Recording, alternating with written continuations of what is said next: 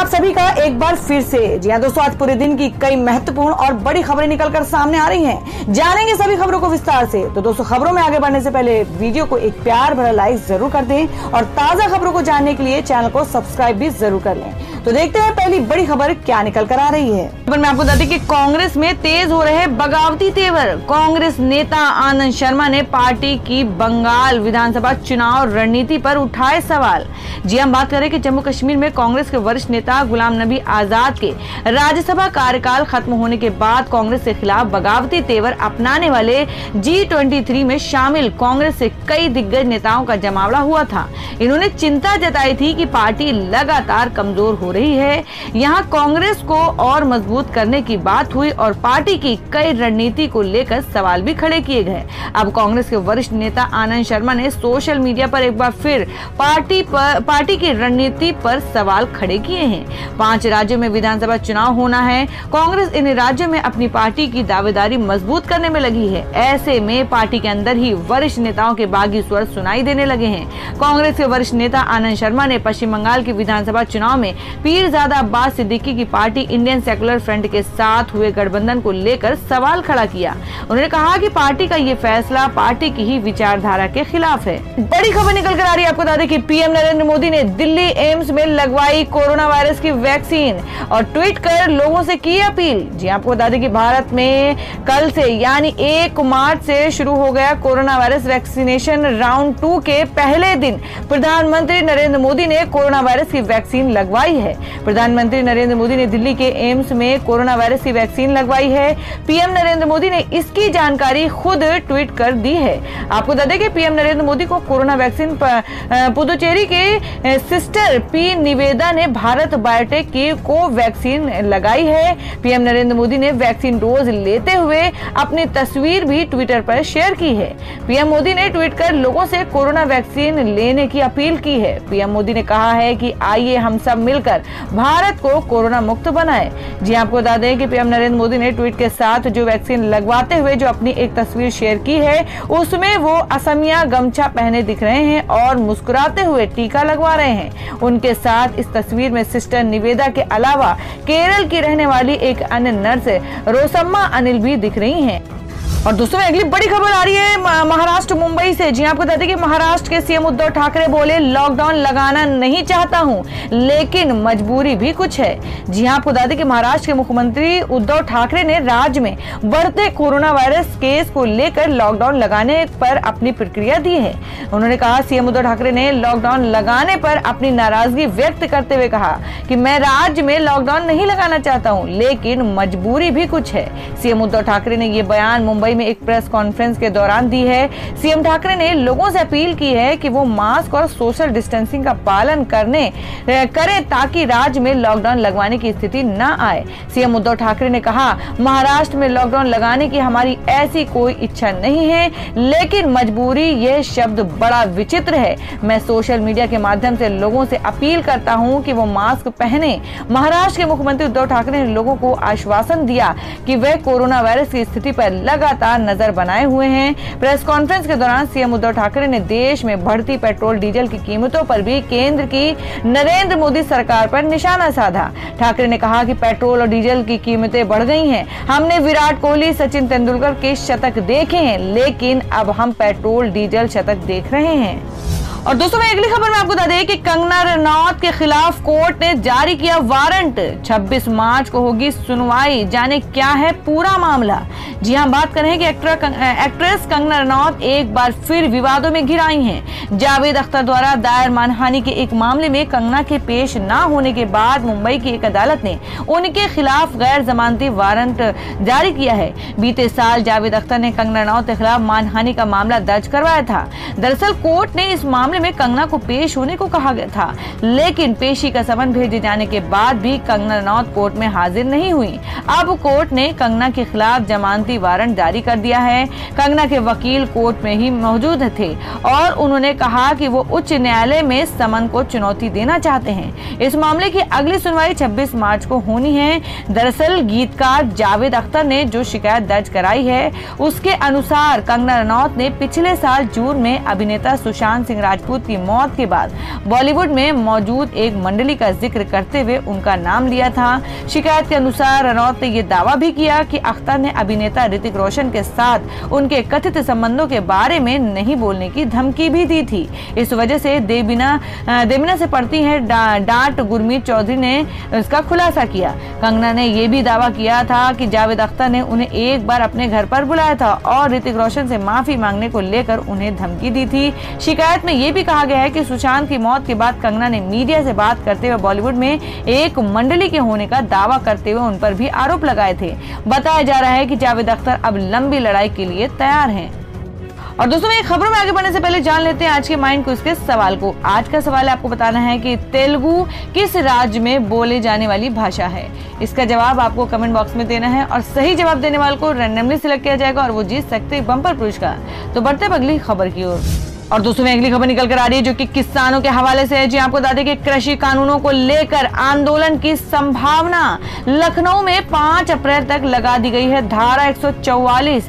जी आपको बता दें कि 3 महीने से अधिक समय से दिल्ली की सीमाओं पर चल रहा किसान आंदोलन अब देश के अलग अलग हिस्सों में पहुंचने लगा है।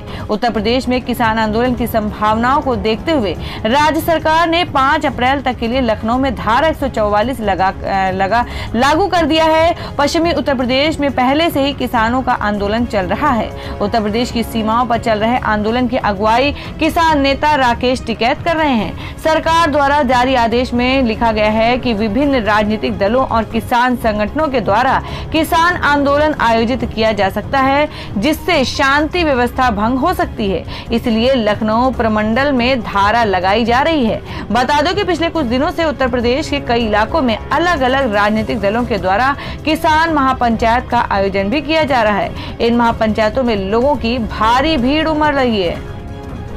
तो दोस्तों देश भर में लगातार हो रहे किसान आंदोलन को लेकर आप लोगों की क्या राय है, आप अपनी राय कमेंट बॉक्स में जरूर दें। बढ़ते अगली खबर की ओर। और दोस्तों अगली खबर बता दें कि मार्च के पहले दिन ही घरेलू और कमर्शियल गैस सिलेंडर की कीमत में बड़ा इजाफा। इस साल अब तक 124 रुपए के बढ़ गए हैं दाम।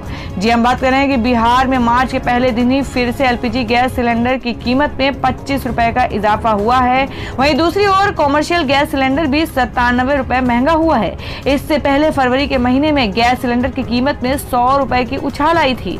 कीमत में आई तेजी के साथ पटना में अब घरेलू गैस सिलेंडर 14.2 किलो के दाम 892 रुपए से बढ़कर 917.50 रुपए हो गए हैं। वहीं 19 किलो वाले कॉमर्शियल गैस सिलेंडर के दाम में 97 रुपए की बढ़ोतरी की गई है। अब पटना में इस सिलेंडर की कीमत 1810 रुपए हो गई है। पहले इसकी कीमत 1713 रुपए प्रति सिलेंडर थी।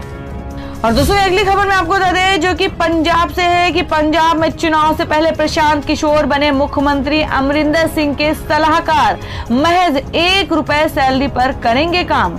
जी हम बात कर रहे हैं कि 2022 में होने वाले विधानसभा चुनाव से पहले चुनावी रणनीतिकार प्रशांत किशोर को मुख्यमंत्री कैप्टन अमरिंदर सिंह ने सोमवार को अपना प्रिंसिपल एडवाइजर बनाया है। पंजाब सरकार ने उन्हें कैबिनेट मंत्री का दर्जा दिया है। हालांकि महज 1 रुपए सैलरी पर प्रशांत किशोर अपनी इस जिम्मेदारी को निभाएंगे। मुख्यमंत्री अमरिंदर सिंह ने अपने ट्विटर हैंडल पर इस जानकारी को सार्वजनिक करते हुए लिखा है, ये बताते हुए बेहद खुशी हो रही है कि प्रशांत किशोर ने मेरे प्रधान सलाहकार के तौर पर ज्वाइन किया है। पंजाब के लोगों की भलाई के लिए एक साथ काम करने को तत्पर हूँ। दरअसल पंजाब में अगले साल विधानसभा चुनाव होने हैं। सियासी गलियारों में चर्चा जोर पकड़ रही है कि मुख्यमंत्री कैप्टन अमरिंदर सिंह ने इसी कड़ी में प्रशांत किशोर को अपना प्रधान सलाहकार नियुक्त करने का निर्णय लिया है और अभी से चुनाव के लिए रणनीति पर काम करना शुरू कर दिया है। चुनावी रणनीतिकार प्रशांत किशोर इससे पहले 2017 के पंजाब चुनाव में भी कांग्रेस के लिए चुनावी रणनीति बनाने का काम देख चुके हैं। गौर हो कि पिछले विधानसभा चुनाव में कांग्रेस ने 117 सीटों में से 77 सीटों पर जीत हासिल की थी। इससे पहले पंजाब प्रदेश अध्यक्ष सुनील जाखड़ ने घोषणा करते हुए कहा कि 2022 चुनाव में भी कैप्टन अमरिंदर सिंह के नेतृत्व में लड़ा जाएगा। वहीं आम आदमी पार्टी आप सांसद भगवंत मान ने कैप्टन अमरिंदर सिंह पर निशाना साधते हुए कहा कि सीएम साहब से खुद तो सरकार चल नहीं रही है, अब एक बिहार के आदमी को प्रिंसिपल एडवाइजर बनाकर सरकार चलेगी।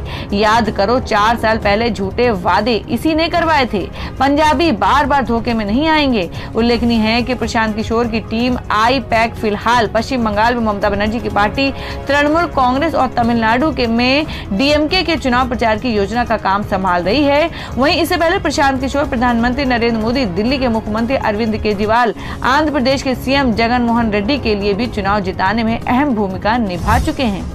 और दोस्तों अगली बड़ी खबर निकल कर आ रही है। आपको बता दें कि अर्नब गोस्वामी के रिपब्लिक टीवी और इंडिया टुडे के खिलाफ चार्जशीट इसी महीने हो सकती है फाइल। जी हम बात कर रहे हैं कि फर्जी टीआरपी घोटाले के मामले में रिपब्लिक टीवी और इंडिया टुडे की मुश्किलें बढ़ सकती हैं। प्रवर्तन निदेशालय की तरफ से इसी महीने चार्जशीट फाइल करने की संभावना है। ईडी की तरफ से पिछले साल नवंबर में इस मामले में केस दर्ज किया गया था।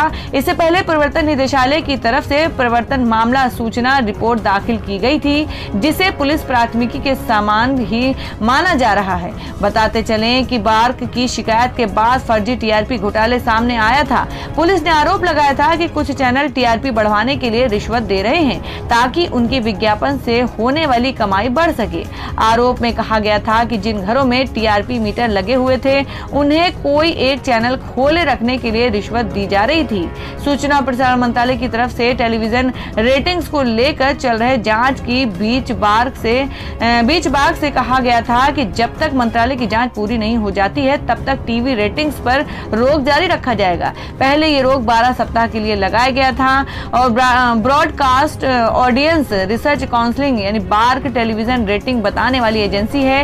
ये एक संयुक्त संस्था है जिसे प्रसारणकर्ता, विज्ञापन दाता, विज्ञापन और मीडिया एजेंसी का प्रतिनिधित्व करने वाले स्टॉक होल्डर मिलकर चलाते हैं और ये दुनिया का सबसे बड़ा टेलीविजन मेजरमेंट निकाय है। इस मामले में हाई कोर्ट की तरफ से रिपब्लिक टीवी के editor in chief Arnab Goswami समेत अन्य टीवी चैनलों के कर्मचारियों को 5 मार्च तक अंतरिम राहत दी गई थी। अदालत में महाराष्ट्र सरकार ने कहा था कि अभी कोई बड़ी कार्रवाई नहीं की जाएगी। और दोस्तों में अगली बड़ी खबर में आपको बता दें कि आम आदमी पार्टी नेता संजय सिंह बोले, कहा लाल किला हिंसा की साजिश भाजपा ने की, तीनों कानून किसानों के डेथ वारंट। जी आपको बता दें कि केंद्र सरकार द्वारा पारित किए गए तीनों कृषि कानून के खिलाफ देश भर में आंदोलन चल रहा है। किसान संगठनों के अलावा विपक्षी राजनीतिक पार्टियां भी मोदी सरकार के खिलाफ हमलावर हो गई हैं। विपक्षी दल भी किसान महापंचायत का आयोजन कर रहे हैं। आम आदमी पार्टी के नेता और राज्यसभा सांसद संजय सिंह ने केंद्र सरकार के खिलाफ हमला बोलते हुए कहा कि 26 जनवरी को लाल किले में हुई हिंसा की साजिश भाजपा ने ही रची थी। साथ ही उन्होंने कहा कि ये तीनों कृषि कानून किसानों के लिए डेथ वारंट है। मीडिया के साथ बातचीत में आप नेता संजय सिंह ने कहा कि मैं तो पहले दिन से कह रहा हूं कि 26 जनवरी को लाल किले पर जो भी हुआ उसके पीछे भारतीय जनता पार्टी की साजिश थी और एक गहरा षड्यंत्र था। वो व्यक्ति दीपू सिद्धू जो बीजेपी का नेता है, उसने जानबूझकर लाल किले पर हमला किया। दिल्ली पुलिस ने केंद्र सरकार के आदेश पर उन लोगों को लाल किले के अंदर जाने दिया। और दोस्तों में अगली बड़ी खबर निकल कर आ रही है जो कि पश्चिम बंगाल 2021 इलेक्शन को लेकर है, जिसमें आपको बता दें कि तेजस्वी के बाद अब अखिलेश यादव ने दिया ममता बनर्जी को समर्थन। कहा समाजवादी पार्टी नहीं लड़ेगी बंगाल में चुनाव। जी हम बात कर रहे हैं कि तेजस्वी यादव के बाद अब समाजवादी पार्टी के अध्यक्ष अखिलेश यादव ने भी बंगाल चुनाव में ममता बनर्जी को समर्थन दिया है। अखिलेश यादव ने इस बाबत टीएमसी सुप्रीमो को फोन कर जानकारी दी और बताया जा रहा है कि सपा पश्चिम बंगाल में विधानसभा चुनाव नहीं लड़ेगी। सपा सुप्रीमो अखिलेश यादव ने एक प्रेस वार्ता में कहा कि बीजेपी को रोकने के लिए हमने बंगाल में ममता बनर्जी को नैतिक समर्थन दिया है। बताया जा रहा है कि अब बंगाल में सपा चुनाव नहीं लड़ेगी। इससे पहले राजद नेता तेजस्वी यादव ने ममता बनर्जी के समर्थन का ऐलान किया। बीते दिनों ममता बनर्जी के साथ मिलकर चुनाव लड़ने की इच्छा जताते हुए समाजवादी पार्टी के राष्ट्रीय अध्यक्ष अखिलेश यादव ने ममता बनर्जी को पत्र लिखकर कुछ सीटों पर चुनाव जीतने की इच्छा जाहिर किया था, लेकिन ममता ने उस पर गौर नहीं किया। इसके बावजूद उन्होंने पश्चिम बंगाल साल में 8 बिंदुओं पर विधानसभा चुनावों में ममता की स्थिति का समर्थन करते हुए उन्होंने तृणमूल नेता को आगामी चुनावों में विभिन्न मुद्दों पर भाजपा की रणनीति से सावधान रहने की सलाह दी। इसके अलावा अखिलेश ने ममता को वोट देकर तृणमूल को फिर से सत्ता में लाने का संदेश दिया। उत्तर प्रदेश में अगले साल विधानसभा चुनाव होने हैं। अखिलेश पहले ही बाईसाइकिल कार्यक्रम के साथ मैदान में उतर चुके हैं।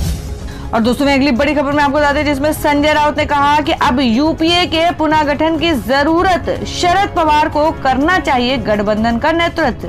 जी हम बात करें कि शिवसेना नेता संजय राउत ने रविवार को कहा कि अब यूपीए के पुनर्गठन की जरूरत है और इस गठबंधन का नेतृत्व शरद पवार जैसे वरिष्ठ नेताओं को करना चाहिए। उन्होंने आगे कहा कि वर्तमान में कई ऐसी क्षेत्रीय पार्टियां हैं जो कांग्रेस के नेतृत्व में काम करना चाहती हैं। उन्होंने कहा कि गठबंधन का भविष्य कांग्रेस के बलिदान और उदारता पर निर्भर करेगा। उन्होंने कहा कि देश में अब एनडीए नाम का कोई गठबंधन नहीं बचा है। कई सहयोगी दल इससे किनारा कर चुके हैं, लेकिन यूपीए नाम के गठबंधन का भी देश में कोई अस्तित्व नजर नहीं आ रहा है। इसमें कब काफी कम पार्टियां बची हैं। राज्यसभा सांसद संजय राउत ने ये बातें पूर्व नगर सेवक द्वारा औरंगाबाद में आयोजित किए गए जय भीम समारोह में कही। राउत ने कहा कि वर्तमान सरकार के खिलाफ समूह बनाने के लिए हमें यूपीए संयुक्त प्रगतिशील गठबंधन के पुनर्गठन की जरूरत है और इस गठबंधन का नेतृत्व वरिष्ठ नेता शरद पवार जैसे नेताओं द्वारा किया जाना चाहिए। शिवसेना नेता ने कहा कि वह अब दिल्ली के राजनीतिक माहौल में बदलाव देख रहे हैं। और दोस्तों में अगली खबर में जान लेते हैं देश भर में सोने और चांदी के ताजा भाव। जी आपको बता दें कि सोने चांदी के दाम में आई तेजी। गोल्ड अब भी 45,500 रुपए का ही है। देखिए नया क्या है भाव। जी आपको बता दें कि भारतीय बाजारों में आज गोल्ड के भाव में तेजी दर्ज की गई है। दिल्ली सराफा बाजार में सोमवार यानी 1 मार्च 2021 को सोने का भाव 241 रुपए प्रति 10 ग्राम की तेजी के बाद भी 46,000 रुपए से नीचे ही बना हुआ है। वहीं चांदी के दाम में भी तेजी आई है। पिछले कारोबारी सत्र के दौरान दिल्ली सराफा बाजार में सोना 45,289 रुपए प्रति 10 ग्राम पर बंद हुआ था। वहीं चांदी 68,096 रुपए प्रति किलोग्राम पर बंद हुई है। बता दें कि अंतर्राष्ट्रीय बाजारों में भी आज सोना और चांदी के भाव में तेजी दर्ज हुई। और दोस्तों में अगली खबर में जान लेते हैं क्या है देश भर में मौसम के ताजा हालात। जी आपको बता दें कि मौसम ने ली फिर करवट। तेज हवाओं के साथ इन राज्यों में है बारिश के आसार। जाने आईएमडी की ताजा अपडेट। जी हम बात करें कि देश की राजधानी दिल्ली में दिन में तेज धूप निकलने से लोगों को ठंड से राहत मिली हुई है। हालांकि हवा चलने से मौसम में नमी बनी हुई है।